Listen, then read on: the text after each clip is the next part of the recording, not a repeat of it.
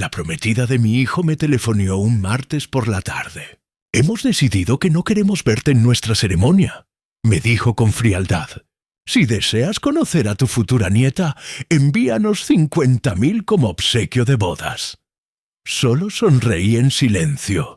El día de su matrimonio, irrumpí en la celebración y mostré un video que reveló la verdad. Lo que descubrió sobre el bebé la hizo gritar de horror. Me llamo Patricia y tengo 60 años. Jamás imaginé que mi único hijo me lastimaría de la forma más despiadada posible, aunque en realidad no fue él quien lo hizo, sino ella, Valentina.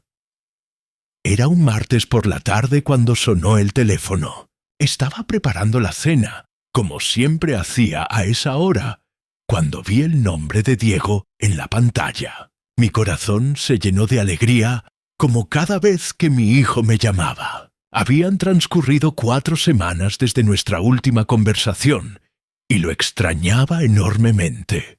«Hola, mi cielo», contesté con una sonrisa que él no podía ver. Pero la voz que escuché no era la de Diego, sino esa voz dulce pero venenosa que había llegado a conocer muy bien durante los últimos 2 años. «Hola, Patricia. Soy Valentina». Se me heló la sangre, porque ella estaba usando el teléfono de Diego. ¿Dónde estaba mi hijo? «Valentina», logré decir tratando de mantener la calma. «¿Está Diego disponible?» «Está ocupado», respondió con esa frialdad que me era tan familiar. «Pero tengo algo importante que comunicarte». Esperé sintiendo cómo mi estómago se contraía. En los 2 años que llevaba saliendo con mi hijo, Valentina nunca me había llamado directamente. Siempre había algo en su tono, en la manera como me observaba cuando estábamos en la misma habitación, que me hacía sentir incómoda, como si fuera una intrusa en la vida de mi propio hijo.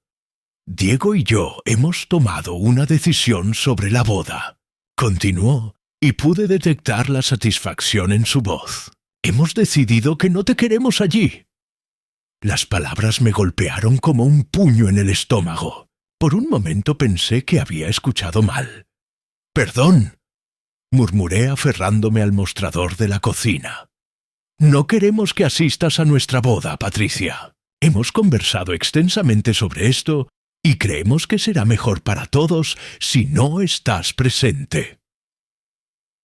«Pero soy su madre», logré articular. Mi voz sonaba extraña, como si viniera de muy lejos, y precisamente por eso esperamos que comprendas. Si realmente amas a Diego, querrás que su día especial sea perfecto, sin conflictos, sin tensiones. Conflictos, tensiones. Yo nunca he causado nada de eso. Oh, pero sí los has causado, Patricia. Siempre tienes algo que comentar. Siempre tienes una opinión sobre nuestras decisiones. Diego está cansado de eso. Sentí como si el mundo se desmoronara bajo mis pies. ¿Diego realmente había expresado eso?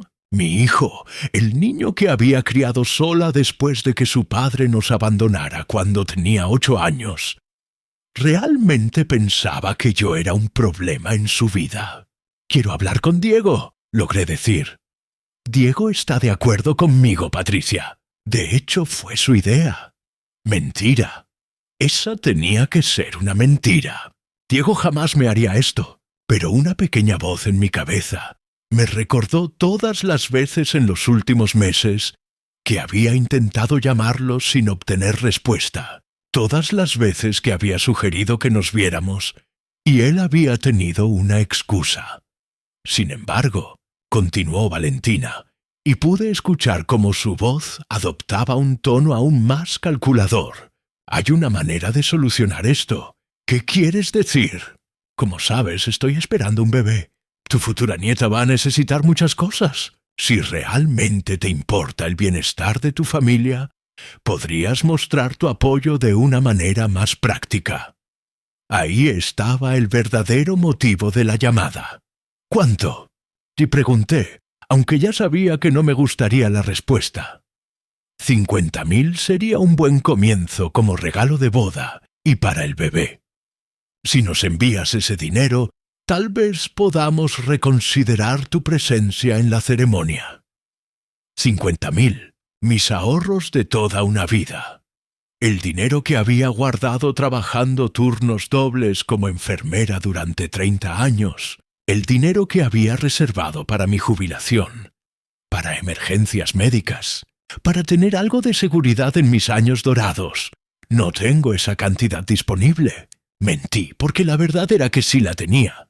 Pero algo en mi interior me gritaba que no se la diera a esta mujer.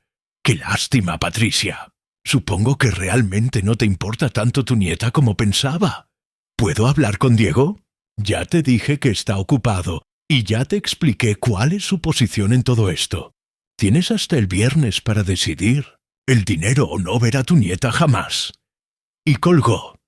Me quedé allí parada en mi cocina sosteniendo el teléfono mientras las lágrimas comenzaron a rodar por mis mejillas. El silencio de la casa se sentía asfixiante.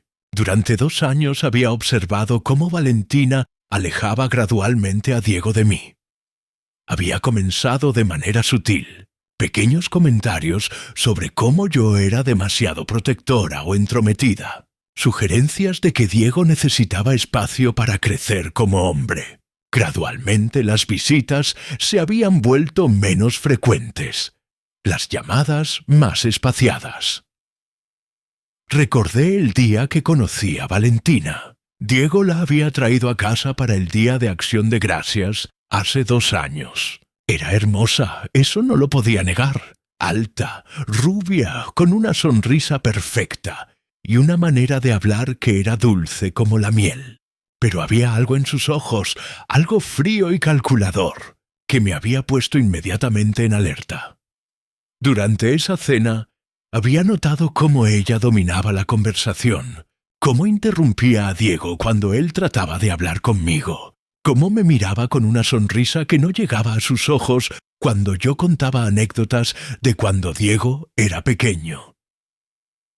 Después de esa visita, las cosas habían cambiado. Diego, que antes me llamaba al menos 3 veces por semana, comenzó a llamar solo una vez. Luego, una vez cada 2 semanas, y en los últimos meses casi nada. Me senté en mi sillón favorito, ese donde había acunado a Diego cuando era bebé, donde le había leído cuentos cuando era niño, donde habíamos visto películas juntos cuando era adolescente, y lloré. Lloré por mi hijo que se había convertido en un extraño. Lloré por la nieta que tal vez nunca conocería. Lloré por la mujer cruel que había entrado en nuestras vidas y lo había cambiado todo. Pero mientras lloraba, algo más comenzó a crecer en mi interior. Una pequeña llama de determinación. Porque aunque Valentina creía que me había derrotado, había cometido un error. Me había subestimado y había subestimado el amor de una madre por su hijo. Los días siguientes fueron una tortura. No podía concentrarme en nada. Había dejado de comer, apenas dormía. La única persona a quien le había contado sobre la llamada era a mi hermana Elena. Elena es 2 años menor que yo, pero siempre ha sido la más práctica de las dos. Mientras yo me quedé en nuestro pueblo natal trabajando como enfermera en el hospital local, ella se mudó a la ciudad y se convirtió en una exitosa administradora de un centro médico. «Esa niña está jugando contigo, Patricia», me dijo Elena cuando nos encontramos para almorzar el jueves. «Y lo que me preocupa más es que Diego no haya hablado contigo directamente. Tal vez realmente piensa que soy un estorbo en su vida», murmuré removiendo distraídamente mi ensalada sin probar bocado. «Por favor, ese muchacho te adoraba. Recuerda cómo lloraba cuando tenías que trabajar turnos dobles y lo dejabas conmigo. Recuerda cómo siempre decía que quería ser ingeniero para construir hospitales como donde tú trabajabas. Era verdad.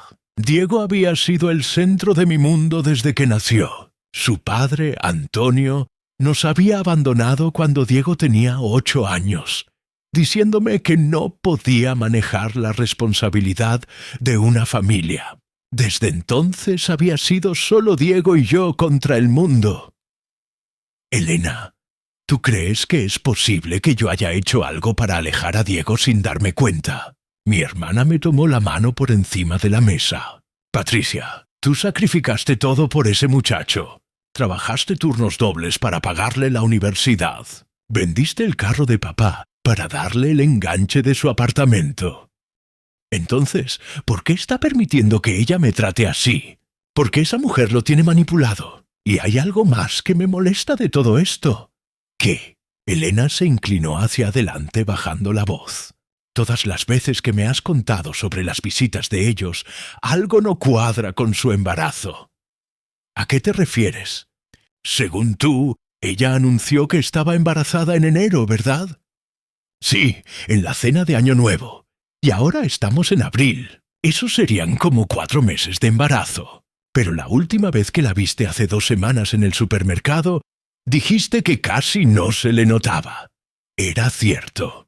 Me había encontrado con Diego y Valentina en el supermercado hacía 2 semanas, y había sido una de esas conversaciones incómodas y forzadas. Diego apenas me había mirado a los ojos y Valentina había mantenido esa sonrisa falsa todo el tiempo. Pero cuando miré su vientre, apenas se notaba una pequeña curva. Patricia, tú fuiste enfermera obstétrica durante 15 años. Has visto cientos de embarazos. A los 4 meses, especialmente en el primer embarazo, ya se debería notar más. Tenía razón. Cuando yo estuve embarazada de Diego, a los 4 meses ya tenía una barriga considerable. Además, continuó Elena, ¿no te parece extraño que no te haya invitado a ninguna cita médica, ningún ultrasonido? La mayoría de las mujeres embarazadas, especialmente las primerizas, quieren mostrar las fotos del ultrasonido a todo el mundo. Era verdad. Valentina no había compartido ninguna foto de ultrasonido, no había mencionado fechas de citas médicas, no había hablado sobre síntomas del embarazo. Y otra cosa, añadió Elena, cuando la viste hace 2 semanas, estaba comiendo algo especial, evitando algún alimento. Las embarazadas suelen tener antojos o aversiones muy específicas a los 4 meses. Pensé en ese encuentro en el supermercado. Valentina había estado comiendo sushi de la sección de comida preparada y había tomado café. Ninguna embarazada responsable haría eso. Elena, ¿qué estás insinuando? No estoy insinuando nada todavía. Solo estoy diciendo que hay cosas que no cuadran. Y considerando que esta mujer te está pidiendo 50.000 para el bebé, creo que vale la pena investigar un poco. ¿Investigar cómo? Mi hermana sonrió. Resulta que tengo una amiga que trabaja en la clínica médica donde Diego dijo que Valentina se estaba atendiendo. Carmen trabajó conmigo durante años antes de mudarse allá. Esa tarde, mientras Elena hacía sus indagaciones, yo me quedé en casa tratando de procesar todo. Mi mente se llenó de recuerdos de los últimos meses, buscando señales que tal vez había pasado por alto. Recordé la fiesta de cumpleaños de Diego en febrero. Valentina había insistido en que fuera en un restaurante caro y había pedido vino. Cuando yo le pregunté si debería estar bebiendo, ella había dicho que una copa ocasional no hacía daño. También recordé que en marzo, cuando había ido a visitarlos a su apartamento, Valentina había estado moviendo muebles pesados sin ninguna precaución. Cuando le ofrecí ayuda diciendo que no debería estar haciendo esfuerzos físicos en su estado, ella había respondido que su médico le había dicho que el ejercicio era bueno. Mi teléfono sonó, interrumpiendo mis pensamientos. Era Elena. Patricia, necesito que vengas a mi casa ahora. Carmen me acaba de llamar y tenemos que hablar. ¿Qué pasó? No por teléfono, solo ven. Llegué a casa de Elena con el corazón latiendo tan fuerte que podía escucharlo en mis oídos. Mi hermana me abrió la puerta antes de que tocara el timbre.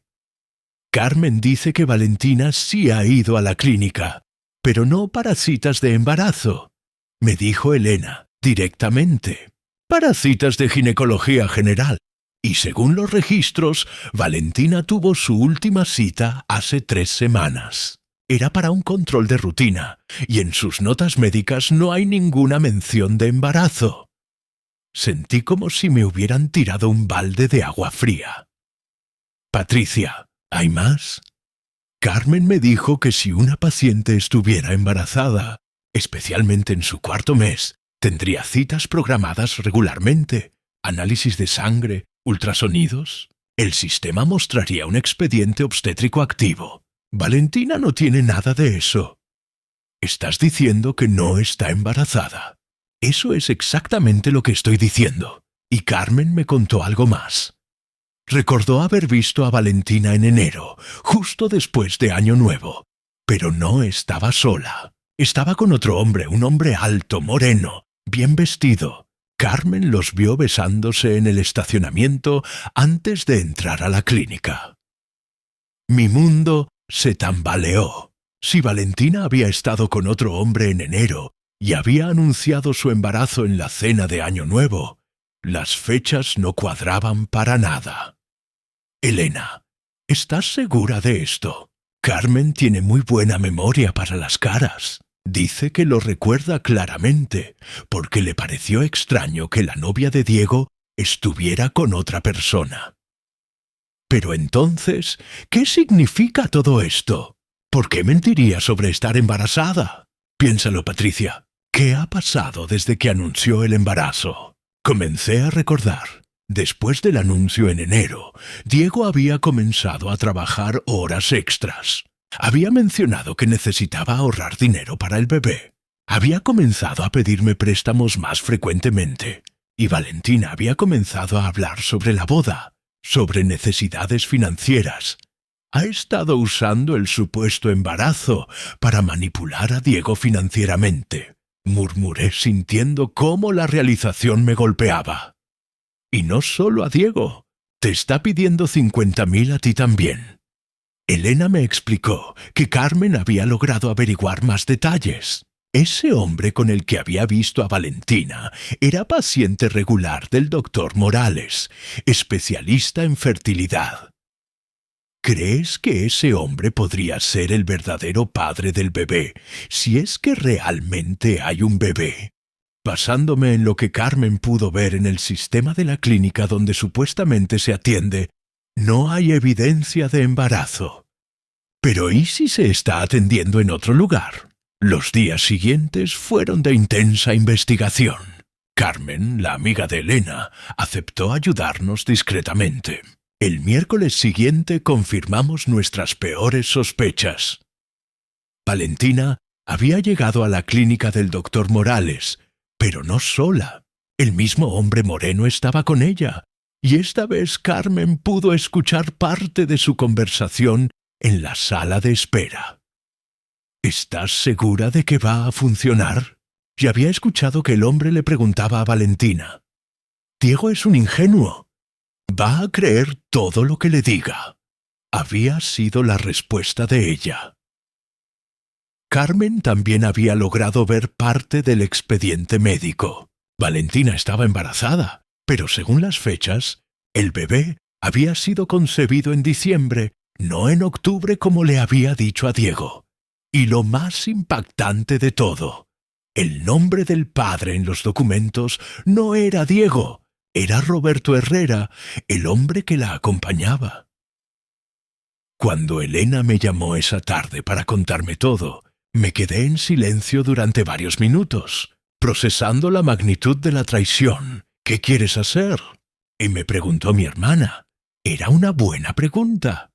Parte de mí quería llamar a Diego inmediatamente y contarle todo. Pero Elena tenía razón. Probablemente no me creería. La boda es mañana. Dije finalmente. Sí. Carmen pudo conseguir copias de los documentos. Tiene fotos de las páginas más importantes y también tiene video de Valentina con Roberto en la clínica. Elena, ¿tienes la dirección de dónde va a ser la boda? Sí. Carmen me dijo que Diego mencionó que sería en el Country Club Riverside. ¿Por qué? ¿Por qué voy a ir? Patricia, dijeron que no te querían allí. Exacto, y esa va a ser su perdición.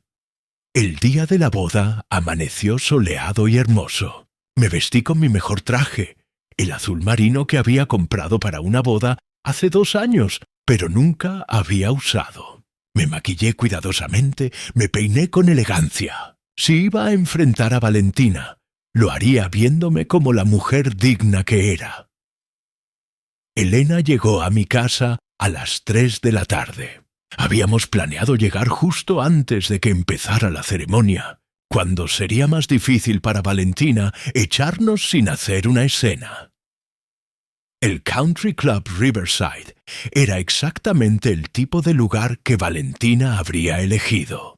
Elegante, caro, diseñado para impresionar. Había automóviles lujosos en el estacionamiento y podía ver a través de las ventanas que había muchos invitados. Entramos por la puerta principal como si fuéramos invitadas esperadas. Seguimos a la multitud hacia una hermosa terraza cubierta con vista al río. Había filas de sillas blancas decoradas con flores, y al frente, bajo un arco de rosas, estaba Diego. Mi corazón se apretó al verlo. Se veía tan guapo con su smoking negro, pero también se veía nervioso y tenso. Por un momento dudé. ¿Realmente iba a arruinar el día de boda de mi hijo? Pero entonces recordé la crueldad en la voz de Valentina cuando me había amenazado por teléfono. Recordé los meses de manipulación, las mentiras, la manera como había alejado a Diego de mí. Y recordé que si no hacía algo ahora, Diego viviría el resto de su vida criando al hijo de otro hombre, creyendo que era suyo. Elena y yo encontramos asientos en la parte trasera donde seríamos menos visibles. La música comenzó a sonar y los invitados se pusieron de pie. Valentina apareció en la entrada, radiante en su vestido blanco de diseñador. Caminó por el pasillo con gracia, saludando a los invitados. Cuando llegó al altar, Diego le sonrió con tanto amor que me dolió el corazón. El ministro comenzó la ceremonia con las palabras tradicionales sobre el matrimonio, el amor y la fidelidad. La ironía era casi insoportable. Si alguien presente conoce alguna razón por la cual estas 2 personas no deberían unirse en matrimonio, que hable ahora o calle para siempre. Era el momento. Me puse de pie lentamente. «Yo conozco una razón». Un murmullo de sorpresa se extendió por la audiencia. Diego me vio y su expresión cambió de confusión a enojo. «Mamá, ¿qué estás haciendo aquí?» Valentina se había puesto pálida, pero rápidamente recuperó la compostura. «Diego, tu madre obviamente no puede aceptar que ya no es la mujer más importante en tu vida». Caminé hacia el frente, sintiendo todas las miradas sobre mí. «Diego, tu novia te ha estado mintiendo sobre todo. Eso es suficiente», gritó Valentina. «Seguridad, saquen a esta mujer de aquí». Pero antes de que alguien pudiera moverse, Elena se acercó con la tablet en la mano. «Diego», dije, «tu novia está embarazada, pero el bebé no es tuyo». «¿Estás loca?», gritó Valentina, pero noté que su voz temblaba ligeramente. «El verdadero padre se llama Roberto Herrera», continué, «y tengo las pruebas médicas para demostrarlo. Elena me entregó la tablet y comencé a mostrar las fotos que Carmen había tomado. Estos son los registros médicos de la clínica del doctor Morales. Muestran que Valentina está embarazada, sí, pero las fechas de concepción no coinciden con lo que te dijo. Y aquí está el nombre del verdadero padre». Diego se acercó para ver la pantalla, su cara pasando de enojo a confusión a horror. «Esos son documentos falsos», tartamudeó Valentina. «Son falsos estos videos también». «¿Eso?», pregunté reproduciendo el video que Carmen había grabado de Valentina con Roberto en la clínica. Un silencio absoluto cayó sobre la audiencia. Diego se quedó inmóvil mirando la pantalla. Diego, susurró Valentina tratando de tomar su mano. Él se alejó de ella como si hubiera tocado fuego. ¿Puedes explicar cómo el bebé que supuestamente es mío fue concebido un mes después de lo que me dijiste? ¿Puedes explicar por qué aparece el nombre de otro hombre como padre en tus registros médicos? Valentina miró desesperadamente a la audiencia, pero solo encontró caras de shock y disgusto. «Tú no entiendes», le gritó a Diego. «Roberto me dejó cuando se enteró del embarazo. No tenía a nadie más. Tú me amas. Tú ibas a cuidar de mí y del bebé. Entonces, ¿admites que es de él?», preguntó Diego con voz peligrosamente baja. Valentina no respondió. Solo siguió llorando. Diego se quitó lentamente el anillo de bodas de su dedo y lo dejó caer al suelo. El pequeño sonido metálico fue ensordecedor en el silencio de la terraza. «Se acabó», dijo simplemente. Luego se volvió hacia mí. «Mamá, ¿puedes llevarme a casa?». Los días que siguieron fueron un torbellino de emociones. Diego se había mudado temporalmente a mi casa. Verlo allí en su antigua habitación me recordaba tanto a cuando era adolescente. Pero Diego ya no era el muchacho alegre que había criado. Estaba roto, traicionado de la manera más profunda posible. Apenas hablaba, apenas comía. Pronto descubrimos que la manipulación de Valentina había sido mucho más extensa. Había estado pidiendo dinero prestado a varios compañeros de trabajo de Diego, contándoles historias sobre problemas económicos y gastos inesperados del embarazo. Entre lo que Diego le había dado, lo que me había pedido y lo que había estafado a otros, había reunido más de 100.000 en los últimos meses. También recibimos una llamada de la tía de Valentina, quien nos contó que esta no era la primera vez que hacía algo así. Había intentado el mismo engaño con otro hombre años atrás en Colorado. 6 meses después de la boda que nunca fue, mi vida había encontrado una paz que no había sentido en años. Diego seguía viviendo conmigo, pero por elección propia. Habíamos reconstruido nuestra relación de una manera más madura y honesta que nunca antes.